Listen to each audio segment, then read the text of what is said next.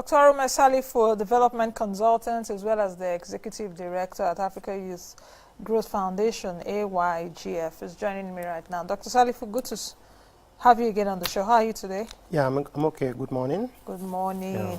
Let's get started. IMF has been talking. Of course, it's going to do that all through this week because the World Bank IMF annual spring meeting is going on right now in Washington, D.C. Yesterday, he did say, from my analysis earlier on, he did say that Nigeria's death profile is ballooning and we should be careful at that. It also did say that beware of Chinese loans. I must also say that the IMF said that it's not bad to borrow, you know, but you have to borrow with favorable conditions, the conditions that are favorable to the borrower. The terms of the loans should also be looked at very carefully. What do you think with all of this coming out? Yeah, thank you for having me this morning, Nancy. First and foremost, we have to reflect on the, the history of IMF and World Bank. They came into existence as far back as 1944, 1945, just within the Second World War recovery period. And over the years, they have impacted, on the global financial outlook. Now, while the IMF focuses on macroeconomic advisory services to member countries, the World Bank focuses more on providing financing for infrastructure Support to end yes, poverty. exactly, and support to end poverty. Now, what IMF is revealing to us is not new. It's something that we already know that the debt portfolio of Nigeria is becoming unmanageable. It's already skyrocketing to a point where, if care is not taken, we're going to go back to the old days of bad, huge, debt hangover. Before remember before Obasanjo's period, where we had debt forgiveness during the Minister of Finance then, Okojo Iweala. And then we were able to actually enjoy some respite. But now we are going back to the same, trenches of being entrapped in huge debt, portfolio as a country. As we speak, Nigeria is actually having a total debt portfolio of about 24 trillion naira. Now, that is like our annual budget for 4 years, and it means it's going to allow us to work continuously for the next 4 years to be able to pay back that as a country. And I don't think that is sustainable. I don't think that is wise, as a country. So we have a lot of rethinking to do as, as a people and as a country. Now, coming back to the conditions attached to, the Chinese loan, I want to put this caveat that while the IMF and the World Bank serve the interests of the West, the Chinese are already becoming the emerging economic powerhouse, and they want to solidify their influence, particularly on the African continent. If you recall, in 2015, the Chinese government came out to actually promise the African countries $60 billion. Now, Through their leader. yes, through their Xi leader. Jinping. Yes. So now, already between that time and now, a lot has happened. Nigeria is one of the major benefactors from that promise so far. And we have seen that indeed, most of the infrastructure that we are seeing, in recent time, are being funded through the Chinese loan, like the Abuja-Kaduna rail line, the Ibadan-Lagos, rail line, and so on. Even the Mabila hydropower project, worth about $5.6 billion, is being funded through the Chinese loan. Now, the challenge we have with the Chinese loan, because there's nothing wrong borrowing, just like the IMF directors, stated in the video. There's nothing wrong borrowing, but the challenge really lies in the conditionalities. The conditionalities that we have currently, with the Chinese loan are not truly, they are not so bad, so to speak, but there are a lot of gray areas we need to look at, a lot of strings attached. For example, with the Chinese loan, they determine the companies to actually get those, contracts. And these contracts are given to Chinese companies. And they are handled by Chinese, citizens. Very little, portion of their workforce are Nigerians. So it does not even allow for technology transfer and other, multiply effect that, we're supposed to benefit as a country. Then this money indirectly goes back to China. You understand? Because the moment you give the money to the company, gets the money, bring all the raw materials, all the machines, everything needed from China as well. And then at the end of it all, we are left with just the product, the final product, but the multiply effect, the immediate multiply effect, like employment and so on and so forth, will not be there for our people. Another important thing that we equally we equally need to look at is the fact that these contracts are not even, advertised for competitive bidding. So there's no cost effectiveness. There's no assurance of cost effectiveness in the process. So it's whatever they tell you that is the cost that you're going to stay with. So you are not allowed to, to bid, to compete, to ensure that the best price and the best company gets the job, which is actually the international best practice. So these conditionalities are not, favorable, so to speak. Another thing again is that while we are enjoying the generosity of the Chinese people, how sure are we that we're able to pay back this loan on time? And that what is the risk that if we ask for renegotiation, they will be willing to actually, give us another chance to actually restructure the payment arrangement. So those are some of the things that could keep us in a serious, trap along the line, and that it could give rise to another, Chinese, economic, colonial, like trying to colonize, the country all over again, using those economic and financial traps. So we have to be careful how we borrow from the Chinese. Now, how should we borrow? Because if you take a look at it, Nigeria needs funds. A lot of people will say Nigeria can even get funds internally. Nigeria should also mobilize private sector. Some people will also say there's no how we can borrow. Borrowing is not bad. But if we're also borrowing from China, how do we borrow? You've laid some examples here. You've also said, because I've read even, I've heard a lot of people say that this could also be Chinese colonialism, of course, through the back, through the economic colonialism, so to speak. Was it about 3 weeks ago I read in the news? In fact, I called a friend in Punch newspapers to verify that article that I saw, which was a Chinese restaurant in Lagos not allowing Nigerians to enter the restaurant. I don't know if you saw that. Though the Chinese restaurants say, no, they have an area for black people. So you're seeing that like racism is even happening. It's happening right here. Right here. Though the Chinese restaurant comes to say, no, it's not true and all of that. But people went there to verify and said, they do not even allow Nigerians into that Chinese restaurant. So you can imagine. So right, we're saying our own country. What the Chinese people are also doing in Zambia, for example, because Zambia have been taking loans. They're also almost controlling even their broadcasting outfits in Zambia and all of that. How do you think that Nigeria should approach taking of loans? Bearing in mind that most of the time we go, we do not go with confidence to these countries, like China, to borrow. You see. So what should be our unique selling point, apart from commodities? Come and take our commodities. We have so lag in infrastructure and all of that. What posture? What should be our borrowing posture? Very good. You see, this actually should be the way. If you look at the trip of President Muhammad Buhari to China in 2016, where the sum of $6 billion was promised, Nigeria.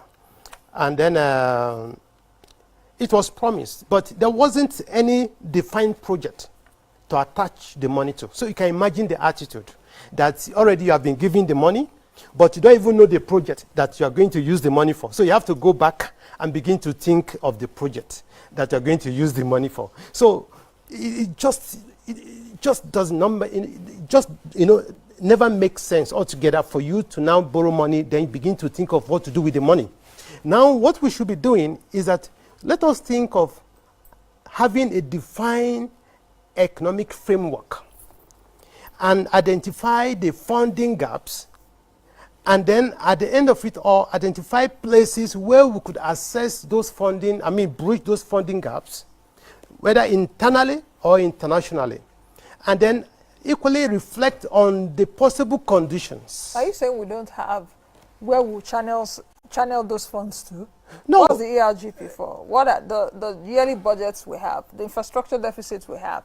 Yes. Or the Lagos, the Niger Bridge, for example, Lagos about. We have all those kind of infrastructure that we need. Yeah, but yes, but the attitude should be that before you approach somebody, okay, for money, you should know what you want to do with the money. That wasn't the case. Okay? Now, going forward, we should be able to identify those projects that are financially, economically viable, that could cause multiply effect and a lot of,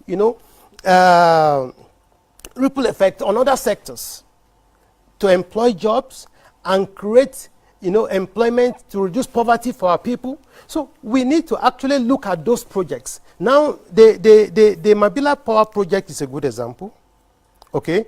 The railway projects are a good example. My challenge with the railway projects are that in the 21st century, this is 2009, you are collecting money, 2019, you are collecting money, you are collecting loan to build infrastructure that were totally outdated, that have been totally, obsolete, outdated for so many other countries out there. Why can't we, yes, we should be able to think towards having speed trains, speed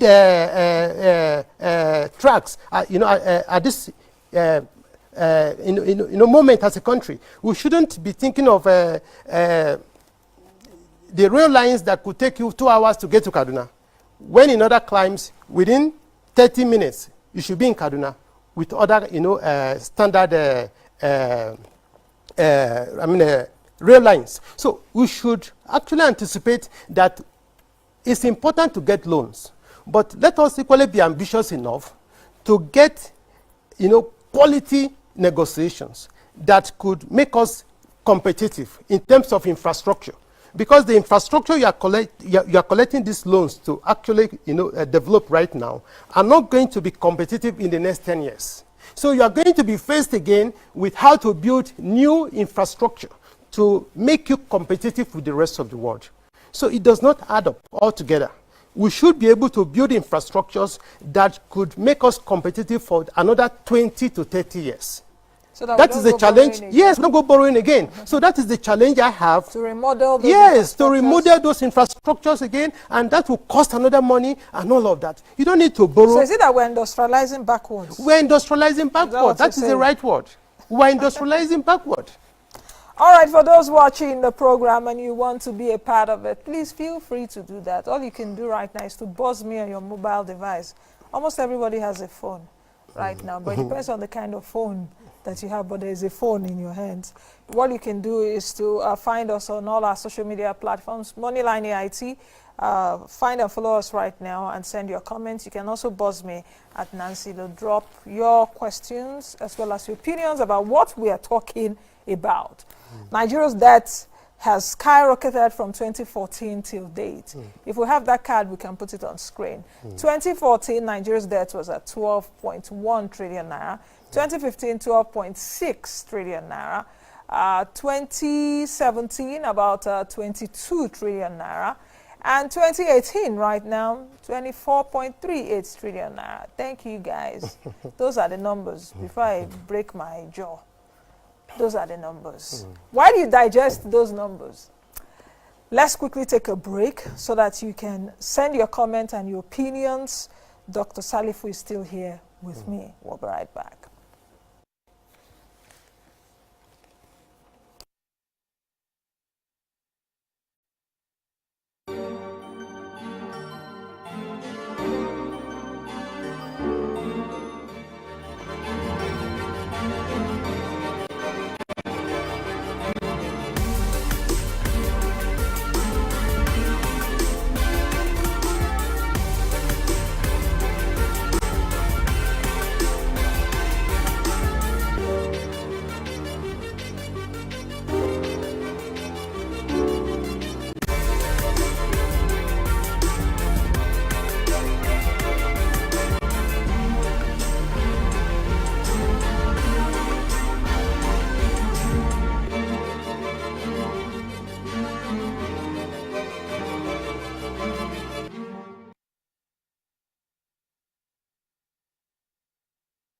All right, the discussion continues. Dr. Salifu is still here. You were talking about the debt to GDP ratio just before we went to the break.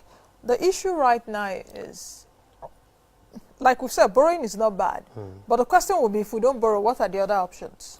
Because the IMF also talked about other options. Other options in terms of we should mobilize more revenue sources. You see, I think that I said on Monday or so. Yeah, you see, right now, Nigeria really has a lot of opportunities to explore.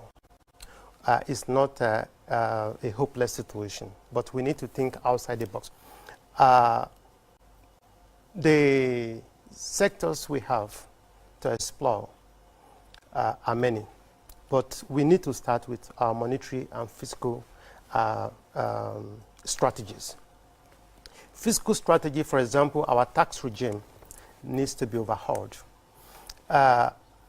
Nigerians pay tax, yes, because I don't believe that I don't believe the popular saying that Nigerians don't pay tax. No, the question would be how many Nigerians pay taxes? Pay tax, yes.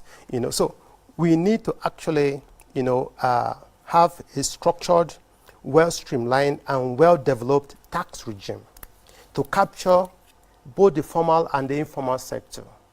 And then, for example, looking at the kind of vicious cycle we've been having in our fiscal regime, where we have to borrow to fund our budget. Just 3 or 4 days ago, the National Assembly has to approve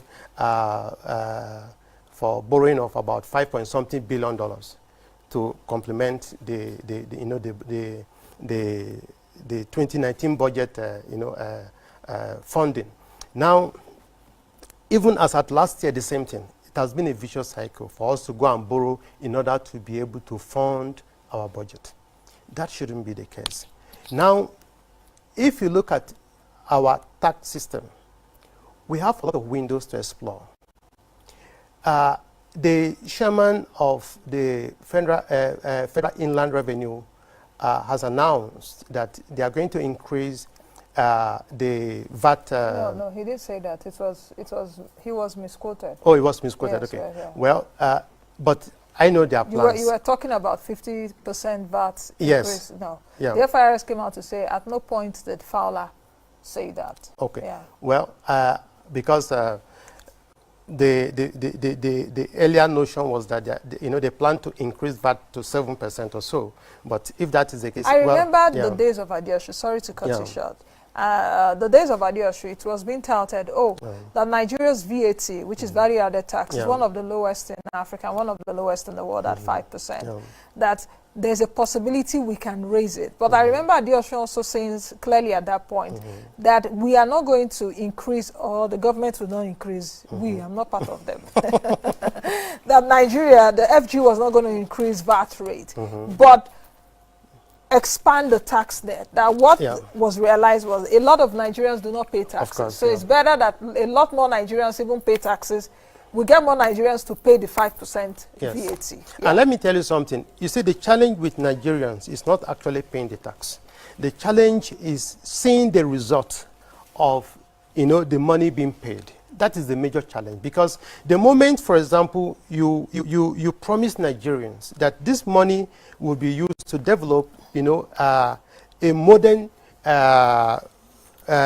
rail system from Kano, for instance, straight to Lagos. I mean, to Abuja, then straight to Lagos, from Abuja to Port Harcourt. That is, you know, something that is enough to incentivize, you know, the reason for paying the tax. And Nigerians are people that want to actually see that indeed the money is working in such a way that they can see with evidence, because there's a lot of doubts, credibility challenge on the part of those in power against those that are actually outside the power system. So we need to ensure that the citizens have enough trust in how the money, you know, generated are being applied to improve their living conditions on a daily basis. So the challenge is not actually paying the tax. The challenge is what actually is the money are being applied for, so that will actually give confidence to Nigerians to pay. That is on one side. The other side is that we have a lot of importation in this country where luxury goods are being brought in, and these luxury goods, like other climes, once you have any challenge to adjust your tax regime in order to meet up with specific economic need, you go straight to those areas. So that once you jack up those areas of luxury goods importation, naturally those that have are automatically to pay more against those that, I mean, against those people that don't have enough, against the citizens that don't have enough. So the rich should be able to come in to bridge the funding gap, okay, at that moment through, you know, tariff for luxury goods being imported into the country. So those are the areas that the federal government needs to look at, so that ultimately we'll be able to have viable tax regime, and then this deficit we keep having in our fiscal system will disappear over time. Then, yeah. Okay, let's just take a few comments coming through from some of our viewers. Let's take this one from Ayola Charles Isaac on Twitter. I want to appreciate Dr. Salifu on his analysis on borrowing. It makes no development sense of borrowing to sustain obsolete infrastructures, projects that are not internationally competitive. I think that's also an interesting point you brought out this month. Just like I said, are you industrializing backwards? Because if you take a look at what are the kind of trains we're doing, but I know that the government also is mulling the fact that perhaps the kind of trains that we should be having right now should be more modern trains, isn't it? Of course. The question also will be the kind of roads that we are putting together now. Will they be maintained? Will they be there for, even if they will be there for the next 5, 6, 7, 10 years, how will the maintenance culture be so that we don't start, you know, all over again? All right, let's see more comments. Oh, and we are almost going to the end of the show. All right, Mekuz Pasalati on Twitter is saying, was it invested or squandered? Who will pay this debt? The common man, I think. Okay, this one is also coming through from I Am Yoban on Twitter. Let's sell the country to China. No. Sparrow is saying we are fighting corruption and recovering huge amount of money, yet we are still borrowing. Rantes on Twitter said, good morning, I love your guest analysis. It's time our leaders hold back and look at other development opportunities within instead of going to borrow. Borrowing is getting out of hand. Amanze Kelma says something has to be done. No, everybody is keeping quiet. This is enough to be on the street protesting. James says this your guest is 100% correct. How much we have in the spirit of talk and do in Nigeria. Nigeria lacks future planning. GB says, are we still borrowing? Let it not be like the case of Zimbabwe. No, I don't think we've gotten to that level. Wonderfully Created says, at this rate, the government keeps borrowing. Even our grandchildren may not be able to repay. Which other one do I have? Choose Yellow says, Nigerians have justification formula. They said even Donald Trump is owing that we can borrow more. Isn't it? Because if you take a look at even people personally, you tell someone, pay my debt. You say, even the government is owing. Even the government is owing. So why should you disturb me? Yeah. But I will say that's the much you can take. I'll just give you like 15 seconds to take your closing statement and we'll round up there. Yes, truly we have to look at a more robust economic plan as a country. What we have right now is no plan at all. We've got to put our acts together because one of the implications of globalization is competition. No country is going to wait for you. If you are not going to put your acts together, you're going to be left behind. Nigeria is too important a country for us to relegate ourselves to the background, in terms of economic and financial stability and development. So the responsibility again lies with the government. They need to put in place good enough, we're in a transition period. The incoming government should put in place robust economic, team that could look at the current, review the economic situation and put in place effective economic and financial architecture that could guarantee, stability, for us as a country and prosperity for the citizens. I think that is very important. Okay, just director, just give me a minute. I need to address this very quickly on Twitter. Positive Mantra is saying, drop the mischief and inform your audience appropriately about the role of devaluation in Naira quantum you represented. Show the USD quantum of the borrowed funds and Naira quantum since 2014. But I would say that the amount was, according to the DMO DG, Patience Oniha, 306, 307 Naira was used. And let me also quote that those figures are not my figures, Positive Mantra. They are the figures you see there everywhere. According to the DMO boss, she said that Nigeria owes about 24.4 trillion naira now. And she did say that the funds were borrowed to finance projects, fund budget deficit, and meet maturing obligations, noting that 68% of the debt are domestic.